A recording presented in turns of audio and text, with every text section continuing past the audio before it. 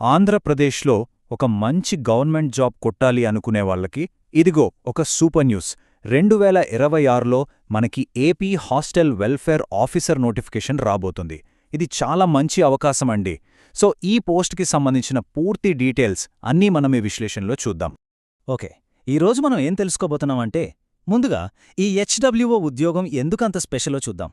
తర్వాత అర్హతలు, జీతం ఎంతుంటుంది, పరీక్షా విధానం ఎలా ఉంటుంది, మరి గెలవాలంటే ఏ పేపర్ మీద ఎక్కువ ఫోకస్ పెట్టాలి, చివరగా మన ప్రిపరేషన్ ప్లాన్ ఎలా ఉండాలో కూడా మాట్లాడుకుందాం. రైట్, ముందుగా అసలు విషయంలోకి వెళ్దాం. ఈ హాస్టల్ వెల్ఫేర్ ఆఫీసర్ ఉద్యోగాన్ని ఏపీ జాబ్ క్యాలెండర్లో ఒక ముఖ్యమైన అవకాశంగా ఎందుకు చూస్తున్నారో క్లియర్గా అర్థం చేసుకుందాం. చూడండి, ఇది కేవలం ఏదో ఒక ఉద్యోగం కాదు. ఇది 2026 జాబ్ క్యాలెండర్లో రాబోయే ఒక ముఖ్యమైన నోటిఫికేషన్.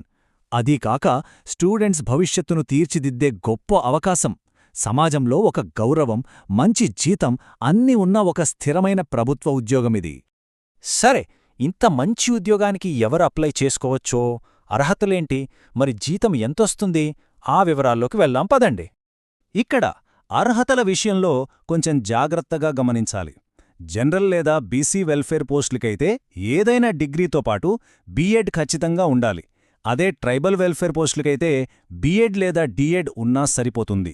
ఏజ్ లిమిట్ 18 నుంచి 42 ఏళ్లు. ఇక రూల్స్ ప్రకారం ఎస్సీ, ఎస్టీ, బీసీ వాళ్లకు ఏజ్ రిలాక్సేషన్ కూడా ఉంటుంది. ఇక అందరూ ఎదురుచూసే విషయం జీతం. స్టార్టింగ్లోనే సుమారుగా నెలకు 50,000 నుంచి 55,000 రూపాయల వరకు జీతమొస్తుంది. అందుకే ఈ పోస్ట్కి అంత కాంపిటీషన్ ఉంటుంది.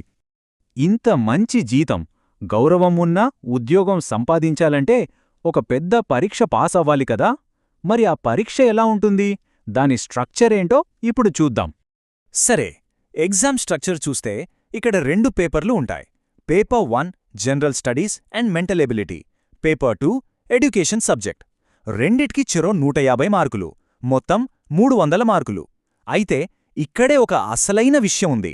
చాలామంది విజయాన్ని నిర్ణయించేది పేపర్ 2 మాత్రమే. ఎందుకంటే జనరల్ స్టడీస్ అందరూ చదువుతారు, కానీ ఎడ్యుకేషన్ పేపరే ర్యాంకును డిసైడ్ చేస్తుంది. ఈ నంబర్ 1/3 ఇది చూడ్డానికి చిన్నదే అయినా ఎగ్జామ్లో చాలా పెద్ద ఇంపాక్ట్ చూపిస్తుంది. అదే నెగటివ్ మార్కింగ్. అంటే అర్థమేంటి? మనం పెట్టే ప్రతి తప్పు ఆన్సర్కి వచ్చిన మార్కుల్లోంచి 1/3 మార్కు కోసేస్తారు. అందుకే ఈ ఎగ్జామ్లో యాక్యురసీ అనేది చాలా చాలా ముఖ్యం. ఏదో గుడ్డిగా ఆన్సర్లు పెట్టేస్తే మొదటికే మోసమొస్తుంది. జాగ్రత్త. నెగటివ్ మార్కింగ్ ఉన్నప్పుడు ప్రతి మార్కు విలువైందే. అందుకే ఏ సబ్జెక్ట్పై పట్టు సాధిస్తే విజయం మన సొంతమవుతుందో తెలుసుకోవాలి. అదే మన తరువాతి అంశం, పేపర్ 2. పేపర్ 2లో మంచి స్కోర్ చెయ్యాలంటే మన ఫోకస్ 2 ఏరియాల మీద గట్టిగా ఉండాలి. మొదటిది ఎడ్యుకేషనల్ సైకాలజీ. ఇందులో పియాజే, ఎరిక్సన్ లాంటి వాళ్ళ థియరీస్ మీద మంచి గ్రిప్ తెచ్చుకోవాలి. ఇక రెండోది చాలామంది వదిలేసే టాపిక్, ఎడ్యుకేషనల్ స్టాటిస్టిక్స్. ఇది కొంచెం కష్టమని వదిలేస్తారు, కానీ సరిగ్గా చదివితే మంచి స్కోర్ తెచ్చిపెట్టే టాపిక్ ఇదే. సరే, మరి ప్రిపరేషన్కి ఏ పుస్తకాలు చదవాలి? నిపుణులు, టాపర్స్ అందరూ చెప్పే ఒకే ఒక్క మాట, తెలుగు అకాడమీ పుస్తకాలు.